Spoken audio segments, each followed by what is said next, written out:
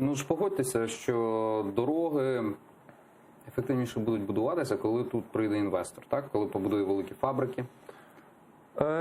Не зовсім. Тому що він також буде зацікавлений, щоб там були добрі дороги, і також буде над тим працювати частково. Насправді, в нормальній ситуації інвестор, коли він приходить в країну, вже має бути готова інфраструктура для його інвестицій. Це... Дивлячись тоді на нашу інфраструктуру, цього ще чекати довго. Як це працює насправді на Заході, коли ви відкриваєте бізнес в Словенії, чи в Словаччині, чи в Чехії, ви кажете, я хочу будувати тут, добре, завтра у вас тут дорога, у вас підведена електрика, у вас водопостачання. В Україні цього всього ще немає.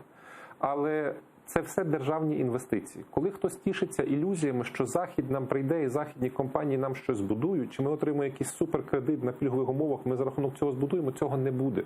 Так само не буде концесійних доріг, щоб вирішити проблему доріг в Україні. Концесія в усіх європейських державах – це 5, максимум 7% всіх доріг. Все решта – дороги за рахунок платників податків, за рахунок публічних грошей. І саме з цією метою ми створили дорожній фонд.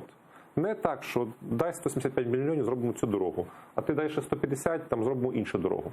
Це мільярди, десятки і сотні мільярдів. Для того, щоб нам мати нормальну транспортну мережу, нам треба щороку вкладати мінімум 100 мільярдів. Нам треба щороку будувати, щороку будувати 10-15 тисяч кілометрів доріг. От 100 мільярдів кожного року, за скільки на часу дороги стануть принаймні такі, як в Польщі? За нашими оцінками, без автобанів. Тому що польські автобани – це за рахунок грошей Єврокомісії, це до цього польський бюджет не має. Ну, в них єдиний там великий такий платний автобан є. Ну, в них там їх більше, насправді, за гроші польські, за гроші європейські збудовані. Але в випадку України, якщо ми маємо фінансування стабільне 100 мільярдів на рік, ми за 10 років повністю відбудуємо всю дорожню мережу.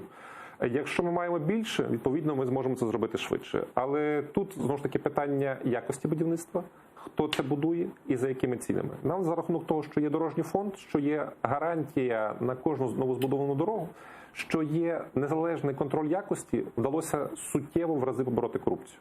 Раніше, до речі, якщо взяти часи Януковича, навіть до Януковича, інколи виділяли так само 2 мільярди доларів на рік, як ми пишаємося цьогоріч.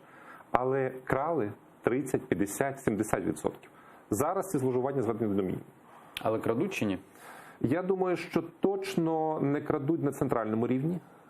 Я думаю, що на обласному рівні, якщо є якісь зловживання в окремих випадках, це до 3, максимум 5%. Якщо це було 50 чи 70, це зменшено 10 разів. І це є чим пишатися.